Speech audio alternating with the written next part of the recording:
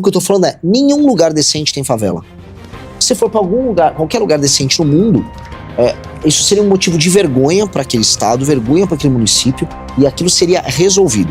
Ela tá mal acostumada. Ah, mas ela é pobre. Dane-se.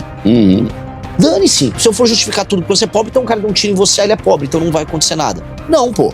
Essa pessoa, ela tem que entender que existe lei e ordem. Então, esse bairro reformado tem que ter lei e ordem. Se for jogar lixo na rua, vai ser multado. Se for fazer uma invasão num terreno pra fazer um barraco, vai ser preso.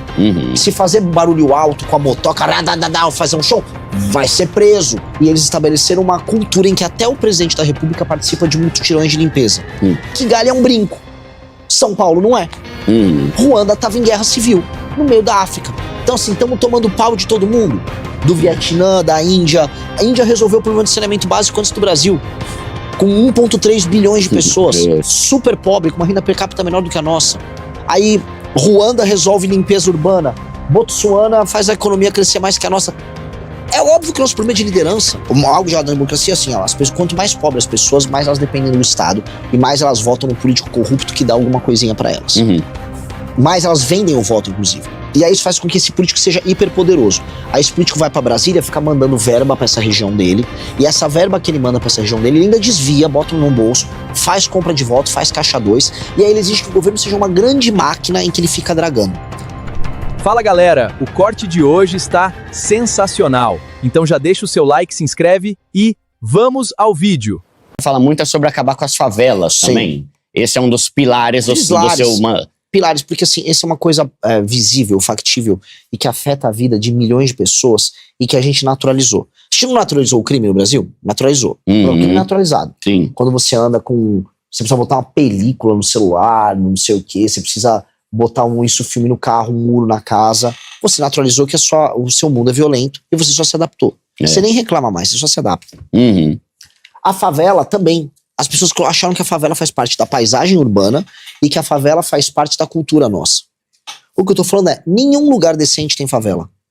Se for pra algum lugar, qualquer lugar decente no mundo, isso seria um motivo de vergonha para aquele estado, vergonha para aquele município, e aquilo seria resolvido. Lugares sérios que têm capacidade de planejamento, a China é um exemplo, sabem que você teria, por exemplo, num processo de industrialização muito acelerado, uma migração muito grande de pessoas do campo para a cidade. Que é o que a China viveu nos anos 90, nos anos 2000. A China planejou. Ela tinha cotas de pessoas que poderiam ir para a cidade, ela construiu cidades inteiras, ela fez um investimento em infraestrutura colossal para poder não ter um problema de favelização. E ela resolveu isso. Então a China conseguiu movimentar centenas de milhões de pessoas do campo para a cidade sem ter favelização. A gente teve isso nos anos 70, 80, 90, 2000, um pouco menos.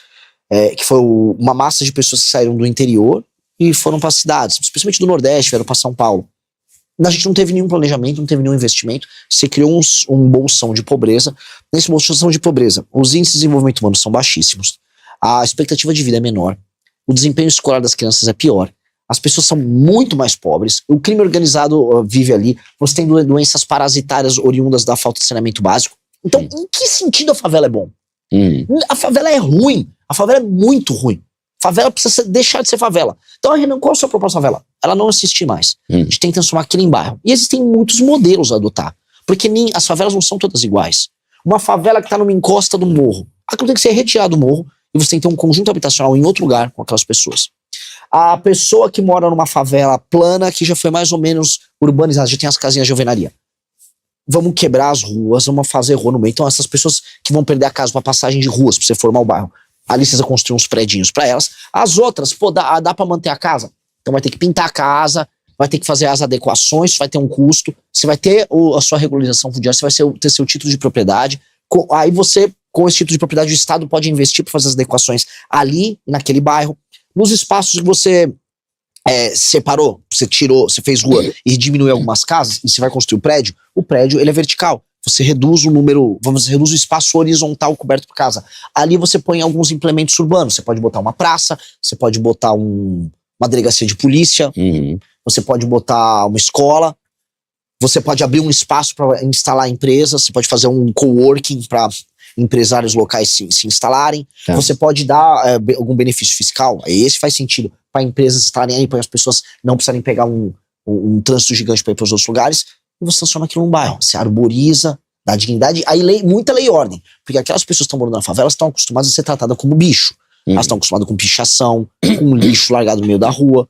E aí essa pessoa se acostuma, e eu vi isso na favela lá do Coroadinho, no Maranhão. As pessoas sujam porque as pessoas também... As pessoas têm culpa no processo, as pessoas não são eternas vítimas. Então a pessoa tá com o lixo no chão. Eu vi um senhor trazendo o cachorro morto dele. Pô, um cara viveu o cachorro dele, ele tacou o cachorro assim, ó. Pô, a pessoa, ela tá mal acostumada. Ah, mas ela é pobre. Dane-se.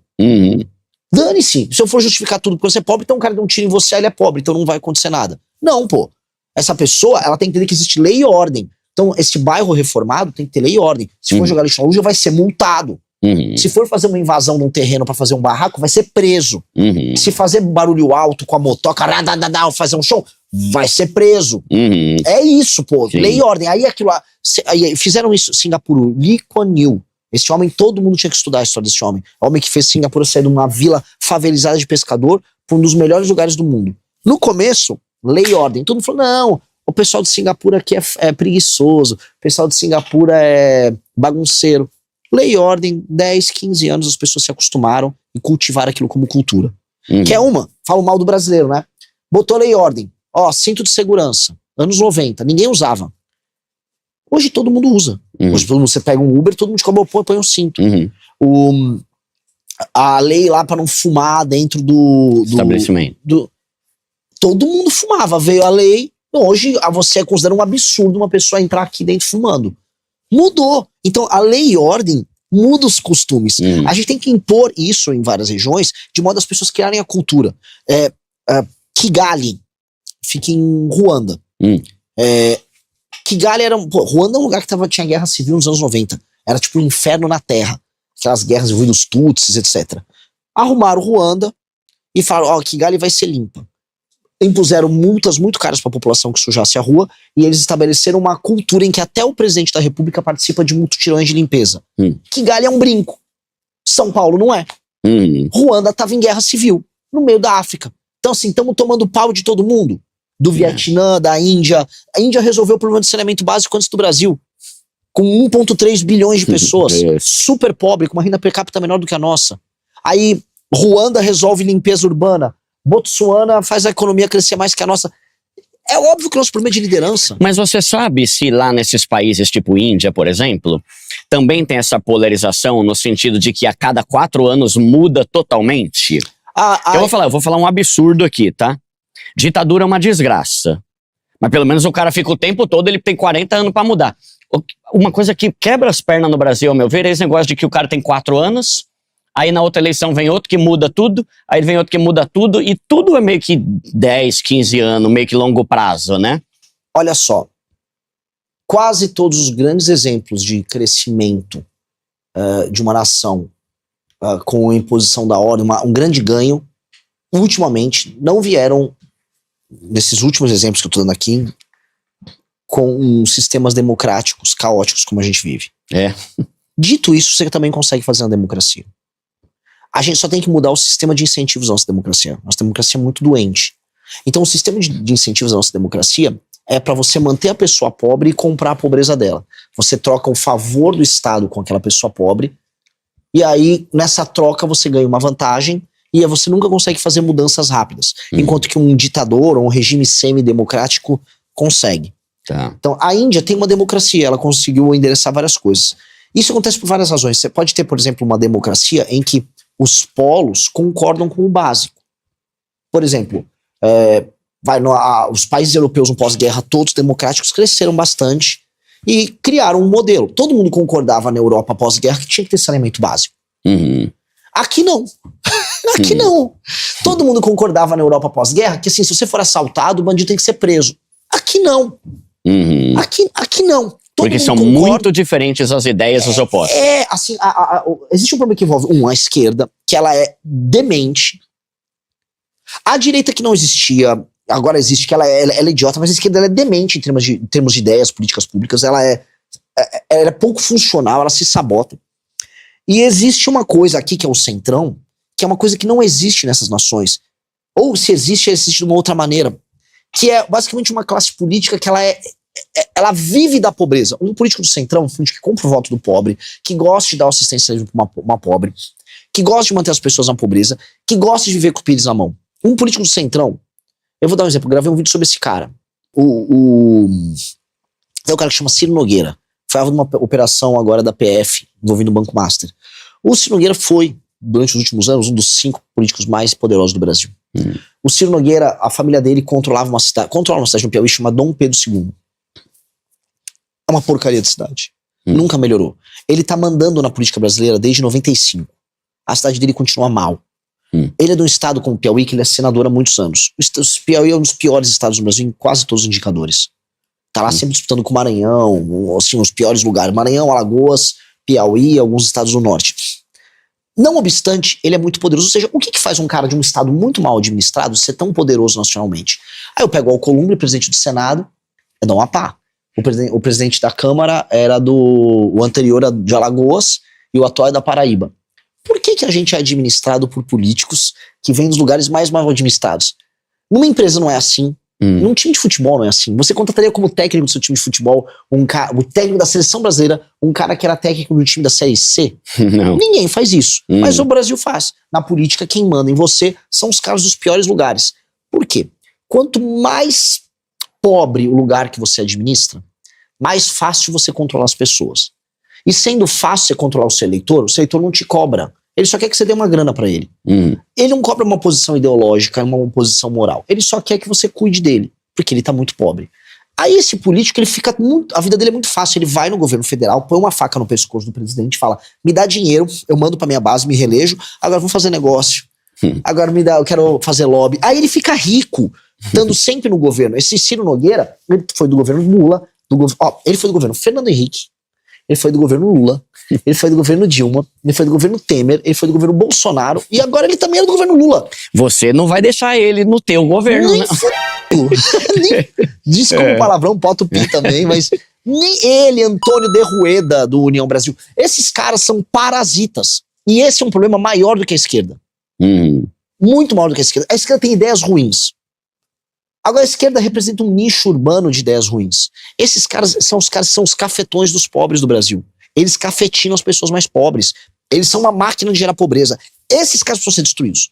Aí onde eu quero chegar para responder você? Se eu altero o sistema de incentivo que faz com que um político desse exista e impeça a gente de fazer as reformas que a gente precisa para desenvolver o Brasil, se eu alterar essa dinâmica, eu não deixo eles nos prejudicarem.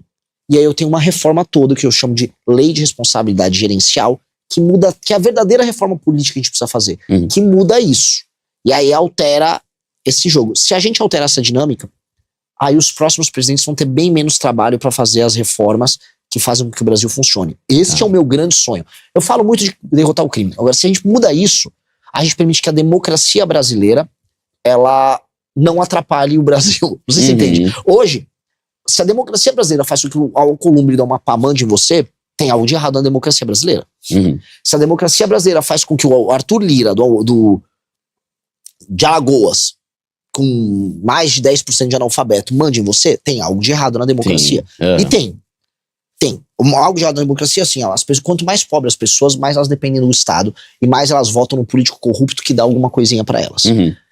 Mais elas vendem o voto, inclusive. E aí isso faz com que esse político seja hiperpoderoso. Aí esse político vai pra Brasília, fica mandando verba pra essa região dele, e essa verba que ele manda pra essa região dele, ele ainda desvia, bota no bolso, faz compra de voto, faz caixa 2, e aí ele exige que o governo seja uma grande máquina em que ele fica dragando. Eu preciso mudar esse funcionamento. E onde está o funcionamento? Um prefeito que administra essas pessoas pobres, nessas cidades pobres, hoje ele se reelege mesmo não melhorando em nada a vida das pessoas. Isso é o básico. A pessoa reelege ele sem ter melhorado o esgoto, a educação. A pessoa nem sabe medir. Porque o cara compra o voto dela, ou o cara emprega ela na prefeitura, ele ameaça o adversário. A gente vai criar uma lei de responsabilidade gerencial, que é assim, pro cara poder concorrer à reeleição, se ele tinha 10% de esgoto na cidade dele, no final dos 4 anos ele tem que entregar, sei lá, 20. Se ele tava em tal posição no ranking de educação do SAEB, ele tem que subir. Se ele tinha, vamos dizer, a município tinha um PIB de X, tem que ser X vezes 1,0 tanto. Se ele não entregou isso, ele não concorre. Se ele não concorre, eu quebro o oligarca daquele local. E aí todo político é obrigado a aumentar o desempenho daquele município. Legal, Se ele aumenta o desempenho daquele município e ele gera atividade econômica, o que acontece com aquelas pessoas? dependem menos do Estado. Dependendo menos do Estado, elas não vão ficar vendendo voto para político. Não vendendo voto político, esse político que fica roubando em Brasília e que impede o desenvolvimento, ele vai deixando de existir. Ele vai raliando. E aí começamos uma mudança no sistema. Tá. O sistema tem que ser igual a uma empresa. O prefeito tem que ter indicadores de desempenho. Se ele não entrega um indicador, ele não concorre. Perde direito político por 8 anos. Simples assim. Se ele entregou, pode reeleger. Tá tudo bem. Tá. Não tenho nada contra o cara. Entregou o desempenho? Concorre. Não entregou o desempenho? Tá na rua. E se ele tá indo muito mal na gestão dele, o governo federal tem que ter o poder de tirar, não é nem afastar ele, de colocar um interventor na cidade que corrija a rota. E aí tem que chegar um interventor, que o governo federal coloca, ó, você não tá investindo direito em educação. Ó, não tá aumentando a atividade econômica. Você não fez aqui a receita que você precisa fazer certinha pra você melhorar o saneamento básico. Não fez. O interventor, ele faz, o prefeito ficar sentado olhando. É isso. Seria bom. É isso, tem que ser esse o jogo. Tá. A gente tem que resolver da base. Sim. Tem uma pergunta, eu tenho alguns quadros aqui, mas pobrezito, acho que não vai dar pra fazer os quadros hoje aqui não, viu? Mas é que eu tenho uma pergunta que eu acho que, pra mim, assim, é muito importante, que é o seguinte.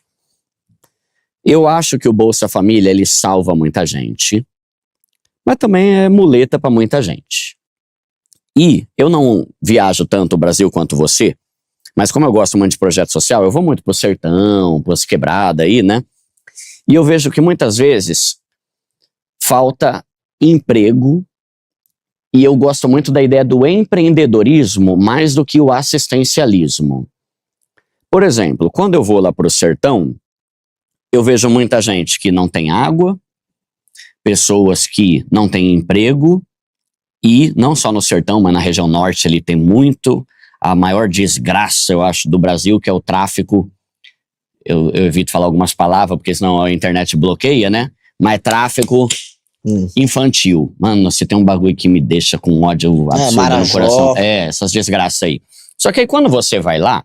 Eu tinha só de falar, no interior do Nordeste isso é muito forte. Também tem, né? Muito. Não, eu achava mas que era norte mais... é mais. Eu já vi no Acre também, crianças de 10 anos que tem que fazer as coisas que não deveria pra ter dinheiro na família. Inclusive são os lugares em que as meninas elas têm a primeira gravidez mais cedo. Que ferra tudo, lógico, com todo mundo, né? Só que aí o ponto é, por que não existe um projeto do governo para que em vez de ficar fazendo trocentas mil fábricas em São Paulo, Rio de Janeiro, Curitiba, não comece a dar benefício para que se crie uma fábrica enorme? Tudo bem que lá vai ter que preparar a pessoa, porque a pessoa não tem nem estudo para trabalhar numa fábrica, né? E não que eu seja a favor de, você ser peão de fábrica, mas é melhor ser peão de fábrica do que vender o corpo, né?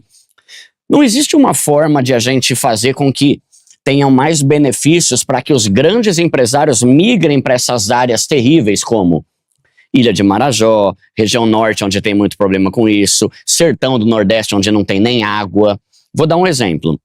Lá numa cidade lá do sertão que eu fui, eles começaram a fazer aqueles negócios eólicos, sabe? De pegar vento e energia tal, eólica. Cara, ajudou muita gente.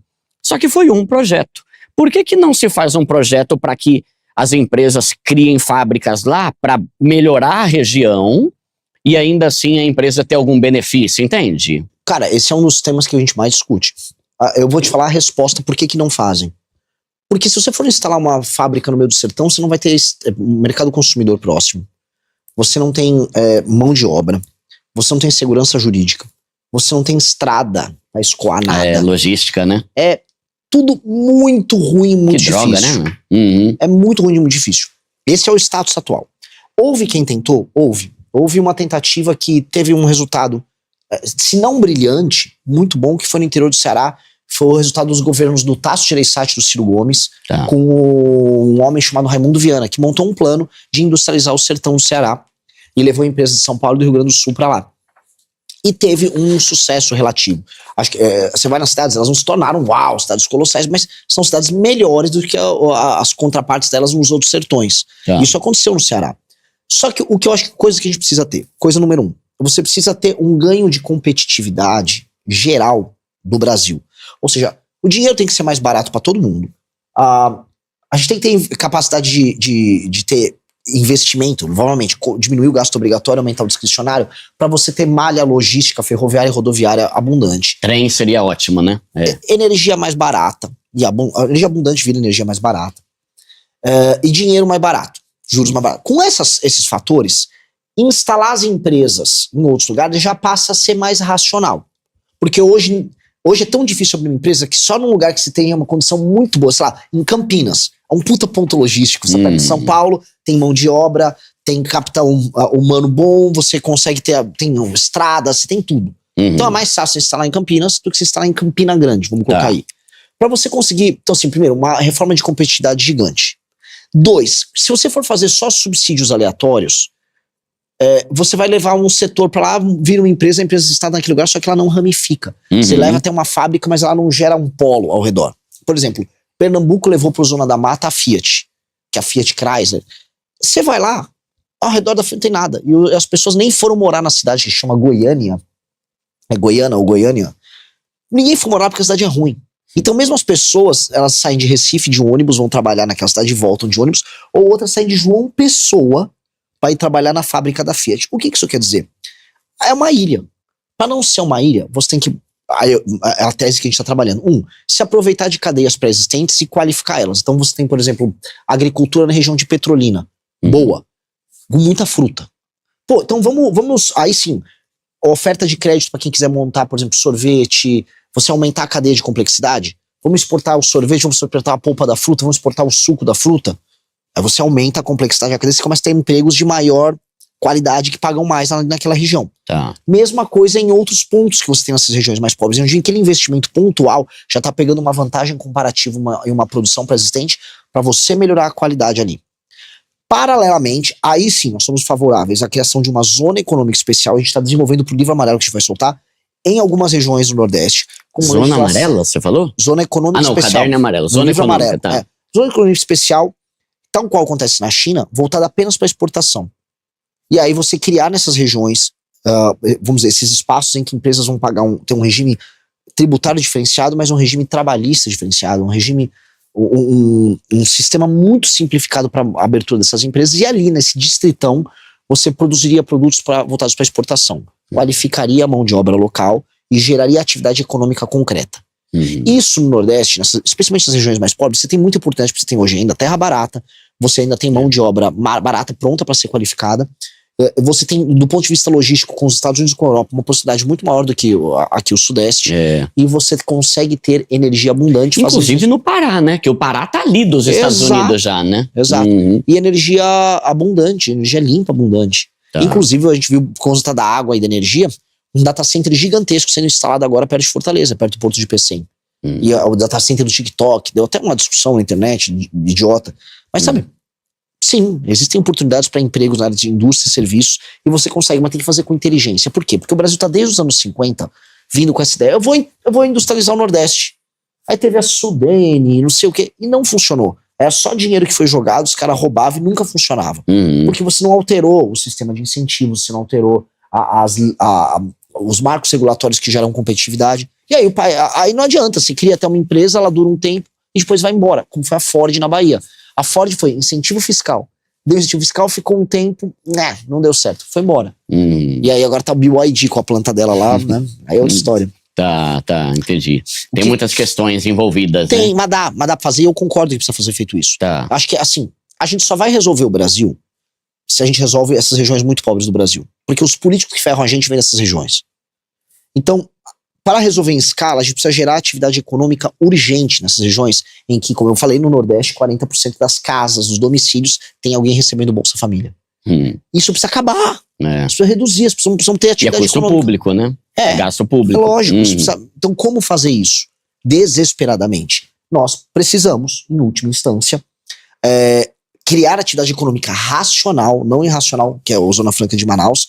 E aí aquela pessoa que está no Bolsa Família passa a acordar de manhã, toma o café dela, vai pro trampo, volta, aí vai fazer um curso para melhorar, aí o filho vai fazer um outro curso, vai ganhar mais dinheiro. Você gera uma atividade em que as pessoas se tornam mais capazes, mais inteligentes, com uma autoestima maior, mais produtivas, compram as coisas que elas querem, fazem planos. Sim. Isso, se não acontecer, ferrou. Então a gente tem assim, uma corrida há quanto tempo para fazer isso acontecer. Por hoje é só, pessoal. O que acharam do vídeo de hoje? Deixem seu comentário aqui embaixo. Não se esqueçam de deixar o like, se inscrever no canal e compartilha. Até o próximo vídeo. Valeu!